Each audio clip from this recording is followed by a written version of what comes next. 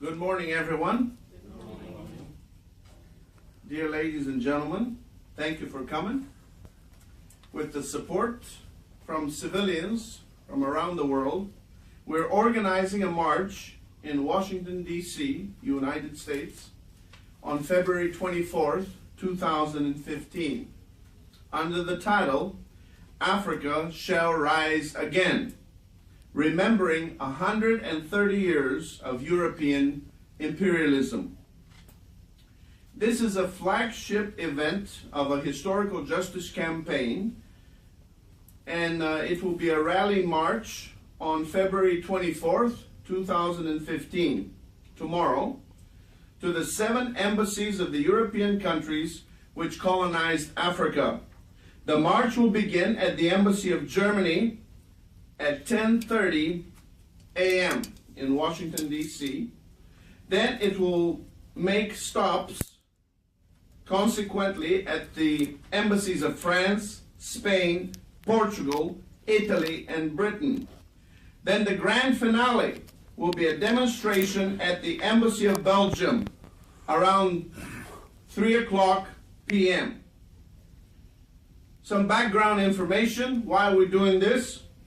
The final treaty act of the Berlin Conference for Africa was officially signed on February 26, 1885.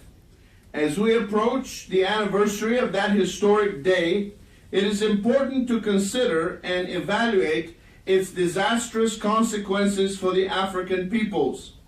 There were 14 world powers present at Berlin. 11 major European ones, along with the United States, Russia, and the Ottoman Empire. The fate of millions of Africans was decided by others, while they were never given a voice in the matter. There was not even one African representative at this major event that shaped world history. The Berlin Conference did accomplish several important things, among which are the following.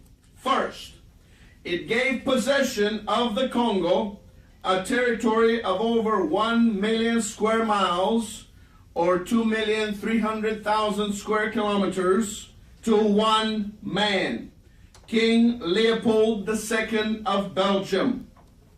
Second, it determined the rules of trade in the Congo and Niger basins. And number 3, it set the rules for the European annexation of the African interior.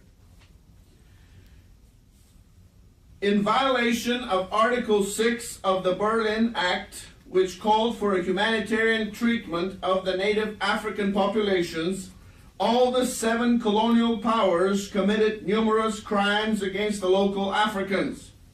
The worst of them by far was orchestrated from Brussels, the current capital of the European Union, as King Leopold II of the Belgians, for the sole purpose of personal profit, managed the Congo Free State, l'État indépendant du Congo, 1885 to 1908, with unprecedented brutality and cruelty, while deceiving the Western world of his humanitarian ventures there.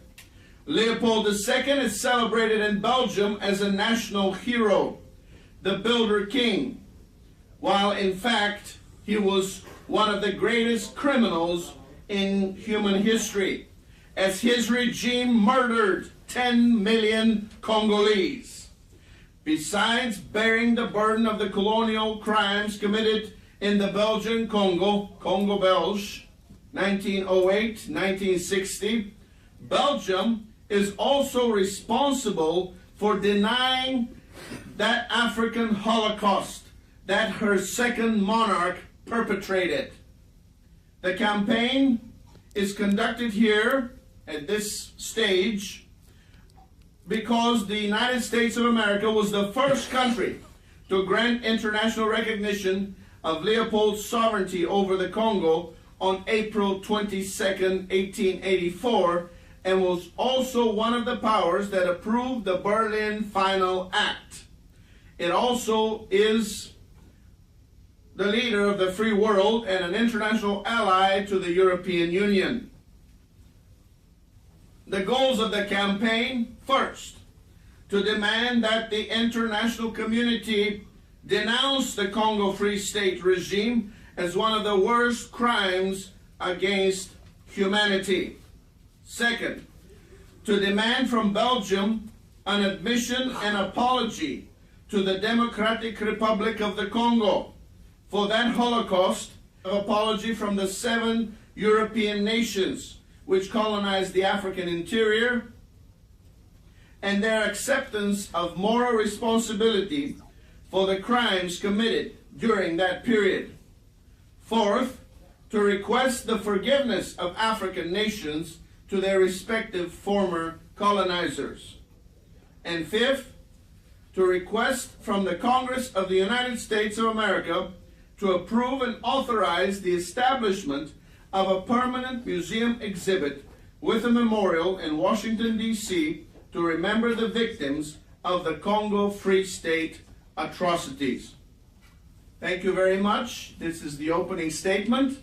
And now I'll turn it over to our panelists who will make some short comments on this subject. First of all, I want to introduce Reverend Joseph Castillo. And he is an international public speaker, a minister, a businessman, and an entertainer. So he would address this issue. Thank you, Pastor Castillo. Welcome.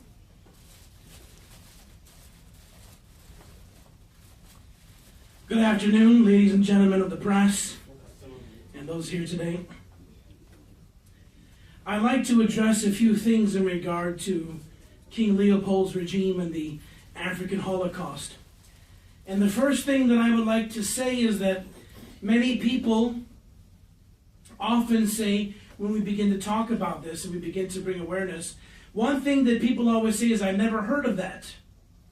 When did this happen? How come we never heard about this?" And this is the very reason that we're here today. The Armenians were also suffered a genocide by Turkey. They have over 170? Over 170 memorials in 30 different countries of the world. And of course, we all know about the Jewish Holocaust. And we all know how the estimates in Hitler's Germany, that over 6 million Jewish people were killed during that Holocaust. And we know that there is Holocaust museums and foundations and memorials all over the world for the Jewish Holocaust. And yet, the African Holocaust in the heart of Africa in the Congo, that killed almost double the amount of Jews, nobody has ever heard of. And I'd hate to say, and I hate to address the fact that why, but I believe it's quite clearly why the Armenians have memorials, why everybody knows about the Jewish memorial, and it's mainly because the African people of the Congo, number one, they don't have a voice. Number two, they don't have the same financing that the Jews and that the Armenians had. And number three, quite honestly, people in the West don't really care what happens in Africa. And this is a very sad thing, and I think that whether we're African, or we're American, or we're British, wherever we're from, I believe what happens to people is relevant regardless of our country, regardless of our economic status, and regardless of any exterior or things such as class of society or continent that you're from. Actually, I wanted to bring up one thing that I believe is a shame to Belgium. I hold in here a hand. In King Leopold in Congo severed the hands of thousands of people. He required a bullet for every hand. They cut the hands off of children, they cut the hands off of women, they cut the hands off of adults, and even they cut the hands off living people if they didn't have enough dead people there to sever their hands. And today in Antwerp, they have chocolate handies, and they're little black chocolate hands that they eat in the port city that they brought all the rubber from Congo into the Belgium. I think we need to talk about this. I think there needs to be historical justice.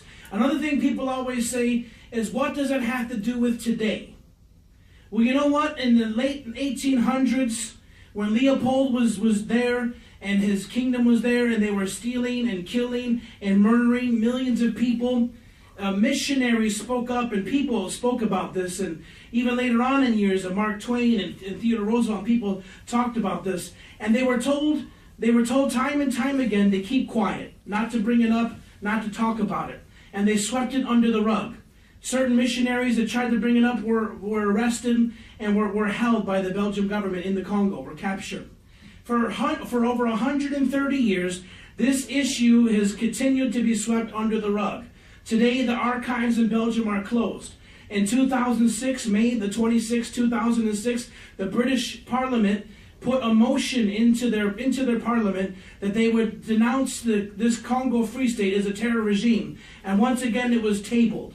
So in 1800s to the 1900s to the year 2000, they continued to want to not discuss this, not address this, not talk about this, and nothing has changed in the last 130 years. It's time that we call Belgium to repentance. It's time that they admit to their crimes of their king, and they denounce the Congo Free State as a terror regime, and it deserves its place in history as one of the worst holocausts known to mankind. Thank you.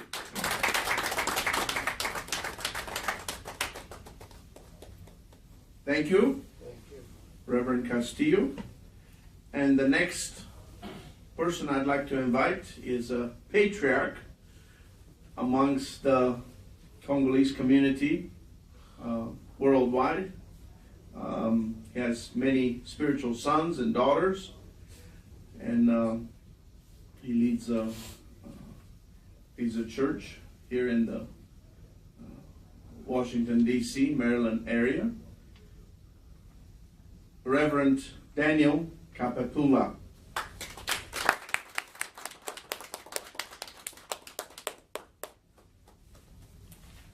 Thank you very much. May God bless you. We thank God for this opportunity. We thank you, man of God, for coming and for this kind of stuff.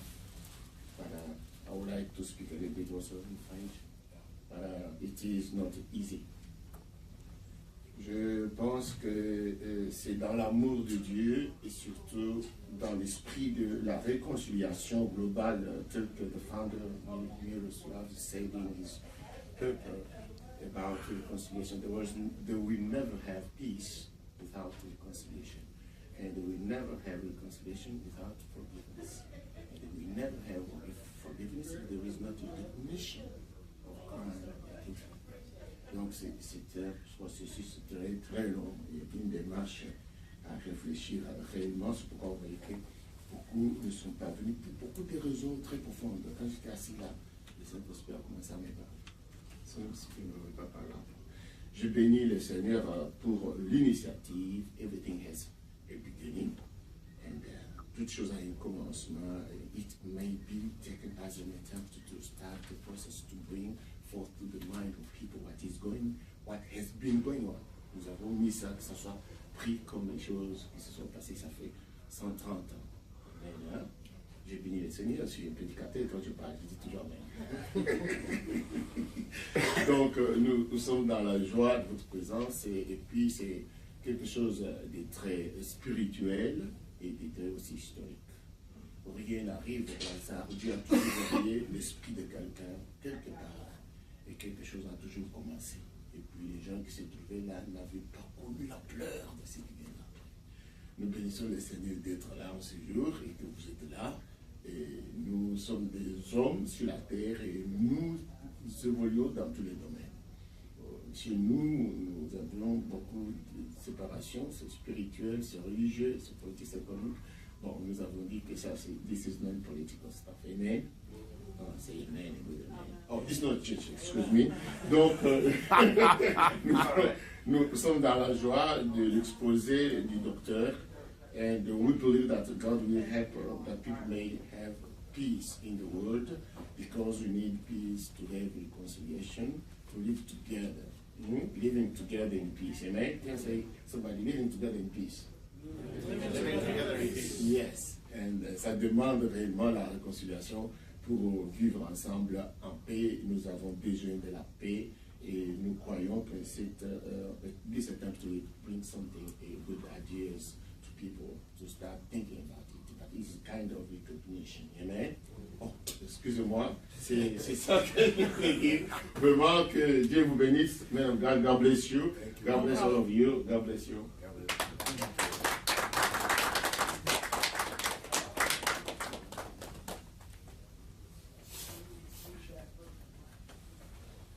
Thank you, Patriarch Kapapula. It's very good to hear from you. And the last speaker that's on our panel, I'll introduce, is a voice from Congo. I would say she's a voice from Congo. She's not lived anywhere else most of her life, but in the Democratic Republic of the Congo. She just came to the United States recently, but all her life she's lived in the Congo. And her name is Maisha Ngalula Kazaku, and she's a Congolese teacher and a lawyer. So let's welcome Maisha.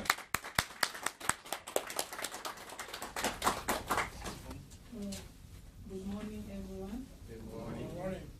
I thank you, Dr. Miro, for this opportunity, and I thank God because He gave me this opportunity to speak to you. As Dr. Miro said, I'm coming from Congo. I didn't live everywhere else during all my life. And then you can forgive my English because it's a broken English. That's great. I can speak, yes. I think this campaign is a good thing for us, Congolese people, because we have to know, we must know the truth. That's true. All our life, in our history book or history lesson at school, they don't teach us about that. We must know that, and I think it's a good thing for us. Our ancestors were mistreated, and we must know that. And I think that apologizing is a good thing because it can set our heart free, and then it will be a good beginning for our country, because if our hearts are free, we can do a lot of things with us. And it's a good thing also that the world must recognize that Holocaust thing, because everywhere, if there are some mistreatment, the world must recognize that. And it will be a good thing for our people if the world, the United States, and then the Belgium recognize that it was a crime for our people. That thing will be a good thing, and I thank God because that campaign beginning, and then I think it will be very profitable for us, Congolese people. I thank you.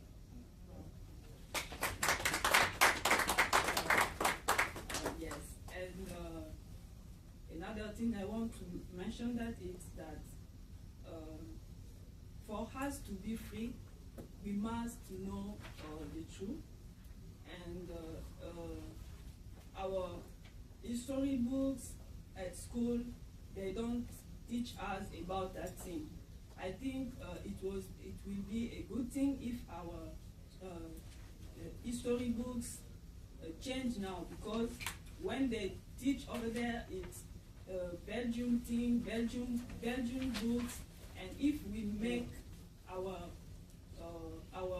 own books, it will be good, and then the young people can know the truth about this thing. Because when I was young, I never hear about that.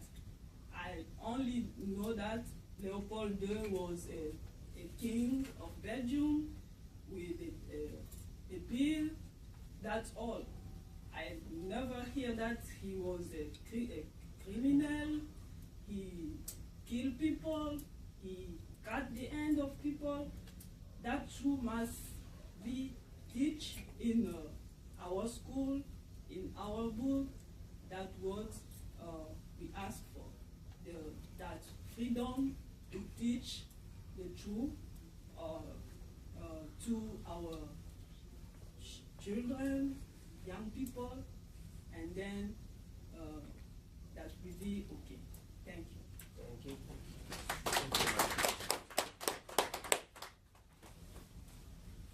Thank you. That was very nice. And your English is really great.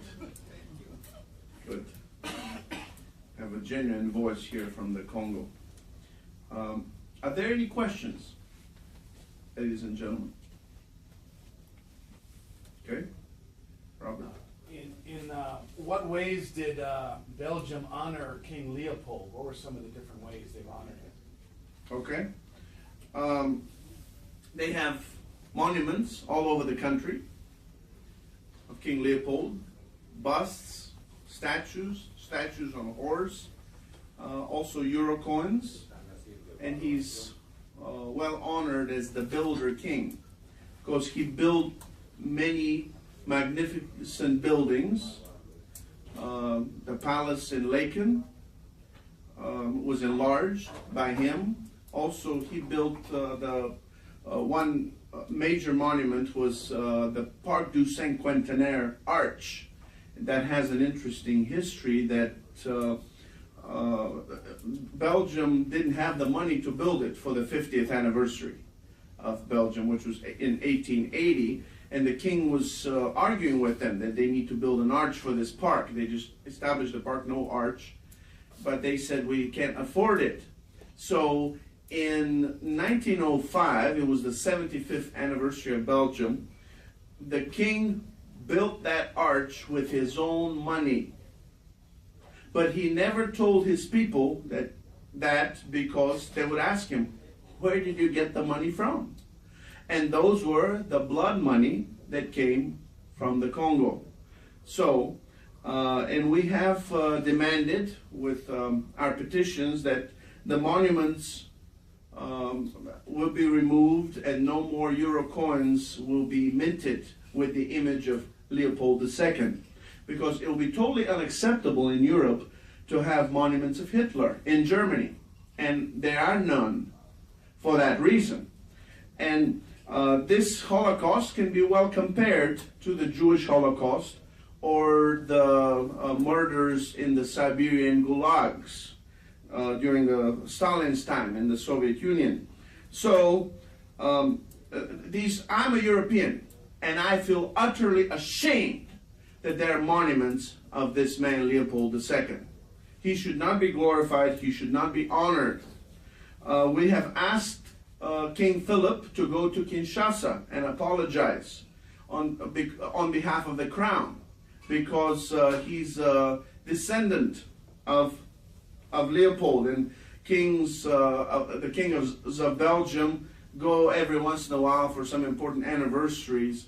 They go to Kinshasa, they go to Congo, but we have never heard an apology from them. Now, Belgium did apologize about 12, 13 years ago. In 2002, they apologized to the family of Patrice Lumumba for that assassination, which of course it's good. It was a good move, but for the millions that Leopold killed, we haven't heard anything from Brussels. And Brussels, I'm a European, with this blood on their hands and the continual refusal to admit and apologize to Congo, really does not deserve to be the capital of the European Union. That's right. It does not deserve to be the capital of NATO. Because, what happened, has happened. Okay, we can't change what happened. But they should admit, they should come forth and share the true history. Leopold, before he turned Congo over to Belgium, which he was forced to do by the international community, and thanks to the many missionaries who were there, they exposed the atrocities and provided pictures and had a campaign against him. So that was a very good thing. And Belgium took it away from him. At that time, he was very hated. He was booed at his own funeral by his people because he was a hated king. But this history kind of quickly got forgotten. But now, before he turned it over to Belgium, he burned all his personal records of 23 years. And that was certainly an admission of guilt. He didn't want them to know how brutally he ordered people to be murdered there. But he also didn't want them to know how much money he had made there. Okay? So, but there are surviving archives. There are surviving archives. Brussels need to publish all the surviving archives from that time and come forth clean with the truth about what actually happened in the Congo Free State. They need to have a museum. Their museum of Central Africa, they have a Royal Museum of Central Africa in Turverin, does not give the true history of what happened. They're in denial. And this is totally against European values, denying the history. So they really need to come clean. So Leopold not only committed the Holocaust of 10 million people in the Congo, but he also caused the other European powers to take Africa with his manipulations, with his political maneuvers, with his very shrewd PR actions. He caused the other Europeans also to take Africa because they didn't want to be left out. When the French saw what he was doing on this side of the river, they sent Brazza on the other side of the river, and there we have Congo Brazzaville, we have Central African Republic, we have on south, we have the Portuguese coming in, and all of them. So his actions caused the annexation of the African continent. And I was just in Kigali, in Rwanda, last summer, and they have a very well-made museum of the genocide that happened 20 years ago. You've been there. So why is this just ignored by history? It's very sad. And why is it ignored? We can ask the Congo, the DRC government, why is it ignored by the history books in the schools? It's very unfortunate.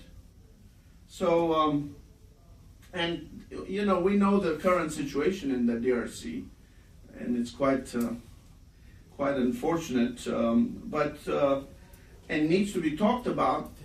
But we do need to go back into history and deal with this. The account has not been settled. The blood is still crying from the earth. And we need to be talking about this. Thank you very much. Any other statements? Pastor Kapatula. No, just... Okay.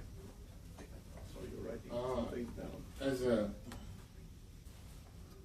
I'm speaking as a religious leader, Of course. The very important thing for us, if there is problem, stuff like that, is to go back to God. Because when you have troubles, you can face it on the point of view, many point of view, but we see it in spiritual point of view. That's why we encourage people to pray and to believe God and to do the principles of life given by our leader, Jesus Christ, as they say. When they do bad, you have to return good. That's why c'est ce que nous pensons que le peuple devrait beaucoup prier et pardonner, parce que si vous attendez que quelqu'un vous demande pardon et qu'il ne vous demande pas pardon, vous restez vous-même lié. Vous ne pouvez rien faire. Donc il faut pardonner avant qu'on vous demande pardon, parce qu'on a besoin de voler. On a besoin de Dieu. Mais ce qui est dit ici est vraiment vrai et régulier, mais en tant qu'un peuple de Dieu, parce que nous ne sommes pas tous des chrétiens, nous ne sommes pas tous des religieux. Il y a des secular people, we have religious people, and from many points of view, political people. I'm speaking on religious point of view. Alors, en tant que peuple de Dieu, nous voulons que le peuple a besoin de Dieu pour sa délivrance et que la main de Dieu est très forte dans notre pays, et que le peuple peut recourir à Dieu, mais Dieu ne peut nous exaucer que si nous pardonnons ce qu'on nous a fait. Nous ne pouvons pas attendre que quelqu'un nous repasse. Si nous n'attendons pas, nous restons esclaves, parce que le pardon, c'est une puissance qui libère. Alors, le peuple doit apprendre à pardonner et à se libérer, afin d'avoir accès à la gloire de Dieu que Dieu a prophétisé. Declarations of apology to the nations of the Democratic Republic of Congo, Rwanda, and Burundi for the crimes committed during the Belgian colonial occupation there. And finally, Micah chapter 6 verse 3 declares, He has shown you, O man, what is good. And what does the Lord require of you but to do justly, to love mercy, and to walk humbly with your God. Thank you for your attention. February 24th, 2015. I'm Pastor Joe. Global Citizens for Historical Justice, Reconciliation, and Restoration of Christian Values. To the government of the Kingdom of Belgium. In the view of the 130th year anniversary of the final Treaty Act of the Berlin Conference for Africa this week, and for the sake of historical justice, healing of past colonial wounds, moral catharsis, and Christian reconciliation, we extend forgiveness on behalf of the African peoples who were mistreated by Belgium during the colonial period. We also appeal to the Belgian government to do the following. 1. To omit and denounce the Congo Free State regime of 1885 to 1908 of King Leopold II, which brutally destroyed the lives of 10 million Africans as a major crime against humanity, and to apologize to Congo for it. 2. To remove all public monuments of King Leopold II. King Leopold of Belgium, 130 years.